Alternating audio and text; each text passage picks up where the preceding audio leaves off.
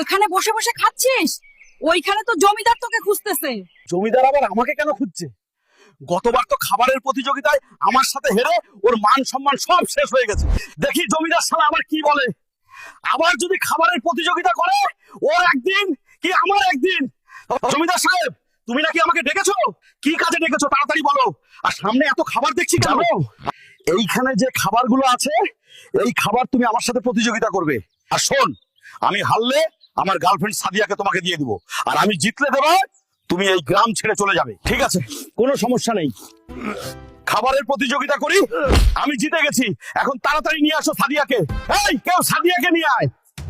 এই যে সাদিয়া। সাদিয়া চলো তুমি আমার সাথে। সাদিয়া, এই ভোঁদা জমিদারের সাথে থাকার তোমার কোনো দরকার নেই। এত মোটা পেট থাকা সত্ত্বেও খাবারের প্রতিযোগিতায় জিততে পারে না। চলো তুমি আমার সাথে, আজ থেকে আমরা দুজন সংসার করব। আর দেখো